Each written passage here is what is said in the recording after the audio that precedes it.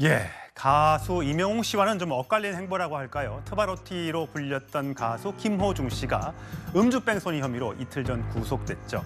이런 가운데 김호중 씨의 학교 폭력 의혹을 제기했던 유튜버를 향해서 살인 예고 글이 올라와 논란이 되고 있습니다. 엇갈린 팬심. 자, 먼저 화면부터 만나보시죠.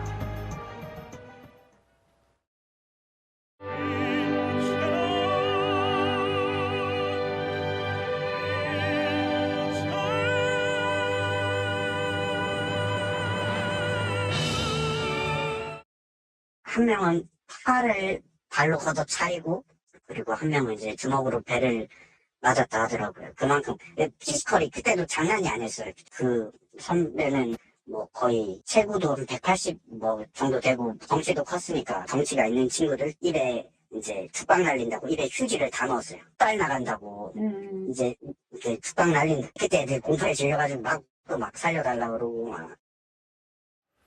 예, 송영호 의원님. 그러니까 한 유튜버가 그러니까 이번 사건 말고 과거에 김호중 씨가 학교 폭력을 휘둘렀다라고 하는 그 제보자의 인터뷰를 유튜브에 내보낸 거잖아요. 이걸 놓고 저 땡땡 내가 무조건 죽이겠다. 내가 희생해서 이렇게 할게. 라고 얘기를 했다고 하는데 이거 어떻게 된 겁니까? 저게 지금 대상이 특정이 됐지 않습니까? 예. 살인 협박 예고글이 대상이 특정이 돼 있기 때문에 저건 이제 형법상 협박죄에 해당하고 저런 살인 예고글을 올리면은 보통 이제 사이버 수사대가 IP 추적이나 이런 걸 통해서 대상을 특정을 하게 됩니다. 예. 많이들 체포 검거가 되고 구속도 되고 있죠. 그리고 협박죄 등등으로 처벌도 되고 있고 뭐 경우에 따라서는 살인 예비죄를 적용하기도 하고 그렇게 하고 있는 실정입니다. 그러니까 저런 그 살인 예고글은 우리가 미디어에 보도됐다고 하더라도 절대로 따라하거나 흉내내시면 안 되겠습니다. 예. 자, 근데 강 기자님. 네. 이게 사실 김호중 씨를 좋아하는 팬들 물론 있을 수 있죠. 네. 실망했던 분들도 많이 계실 것이고요. 이런 식으로 어떤 팬덤이 아주 극소수의 분이겠지만 이게 나타난 이유가 뭐라고 보세요? 사실 김호중 씨가 그동안 활동하면서 팬덤에 이렇게 휩싸여서 지금까지 왔고요.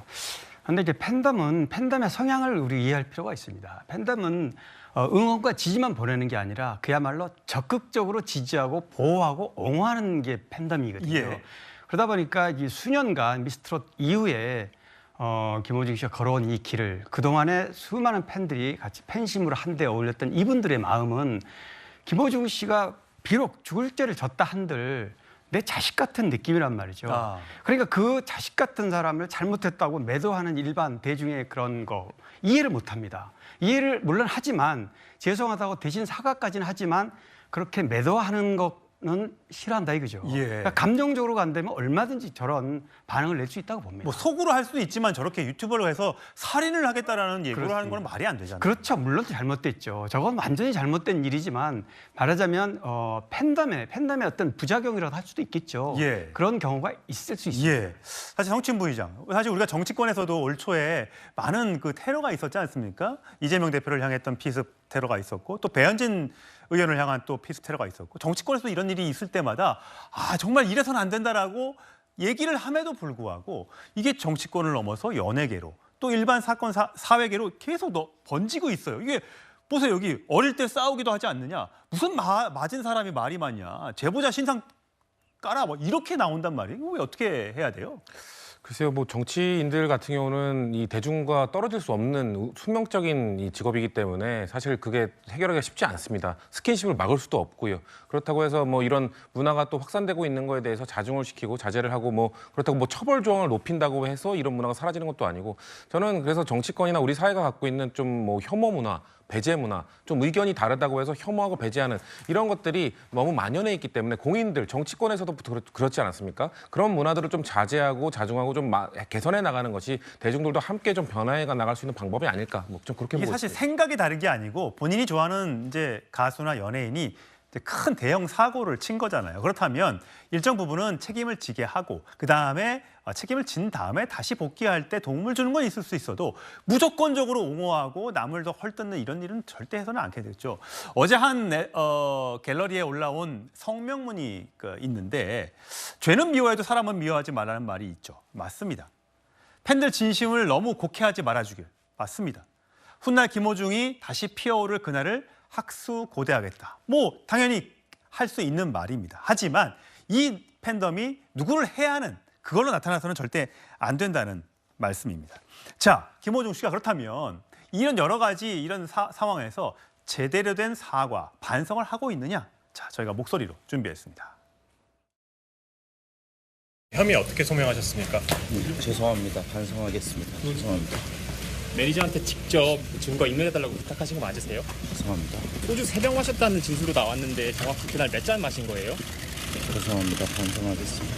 마지막인데 죄송합니다. 억울한 점이 있습니까? 메모리 카드 직접 제거하신 거 맞으실까요?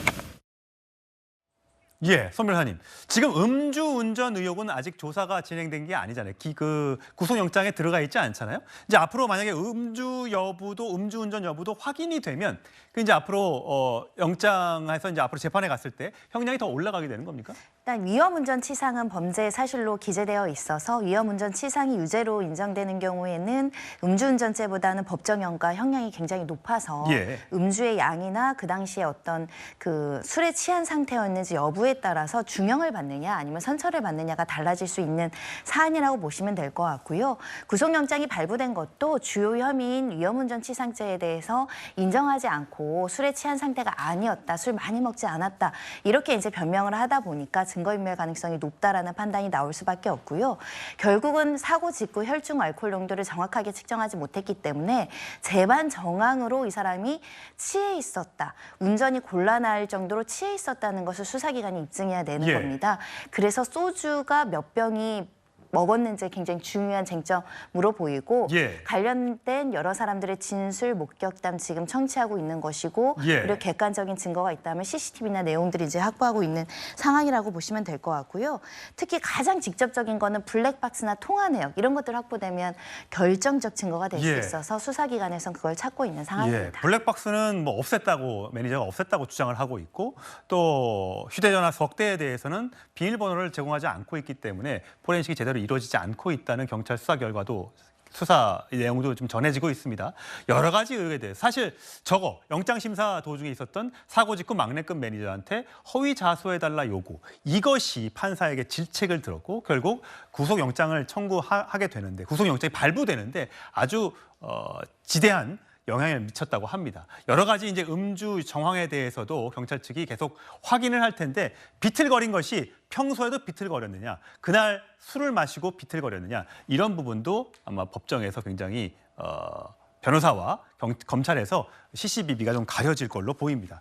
과연 뭐 김호중 씨가 여러 가지 거짓말 의혹에 휩싸였기 때문에 대중의 눈초리가 굉장히 싸늘한데 자 그러다 보니까요. 김호중 씨를 기념해서 만든 길이 있습니다. 고향에 김천에 만든 길인데 자 강 기자님, 네. 김호중 소리길이라는 걸 사실 저도 이번에 처음 알았는데 네. 예, 꽤 몇 년 전에 만들었다고 합니다. 3년 네. 전에. 네. 그래서 꽤 많은 손님들, 관람객들이 왔다 갔다고 하는데 이게 이제 이렇게 구속이 되고 나니까 이 길을 내버려 둬야 되느냐, 없애야 되느냐 갑론을박이 있는 모양이에요. 그렇죠. 지금 이렇게 치명적인 사고가 있었고 국민 감정이 안 좋은 상태에서 유지해야 되느냐. 기왕에 돈을 뭐 2억 원을 들여서 조성을 했다고 그러고 또 작년까지만 해도 10만 명이 예. 방문할 정도니까 굉장히 탑 스타 가수에 대한 네. 그런 어떤 팬덤 효과가 이제 지자체 홍보에 큰 도움이 되는데 예. 지금 이렇게 문제가 됐다. 범죄 얘기를 그대로 놔두면 부정적 이미지가 오히려 온다. 그래서 그렇죠. 돈이 좀 아깝지만 철거해라 이런 찬반 의견이 지금 팽배하고 있고 예. 지자체도 고민하고 있는 것 같습니다. 예. 송 의원님, 이게 사실 우리 이런 길들, 이런 거리들 굉장히 많잖아요.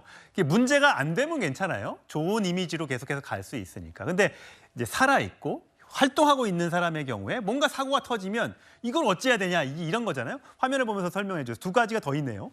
맞습니다. 지금 그 버닝썬 사태에 연루됐던 그 승리 씨 관련해서도 저렇게 승리 숲이라고 이름을 붙였다가 버닝썬 사태 이후에 그 철거가 된 일이 있고 예. 그다음에 박유천 벚꽃길도 지금 그 마약 투약 논란 이후에 철거가 되지 않았습니까? 예. 그래서 이 살아있는 유명인들에 대해서 아직 뭔가 역사적 평가가 끝나기 전에 이렇게 뭐 지명이나 어떤 뭐 장소에 이름을 붙여서 기념하는 것이 상당히 신중할 필요가 있죠. 왜냐하면 나중에 지금 이번 김호중 씨 같은 경우처럼 뭔가 사회적 평가가 크게 바뀌는 사건이나 사고가 발생했을 때는 결국은 이것은 지방자치단체 또는 국가의 예산 낭비로 귀결되고 그렇죠. 그건 다 국민의 세금입니다.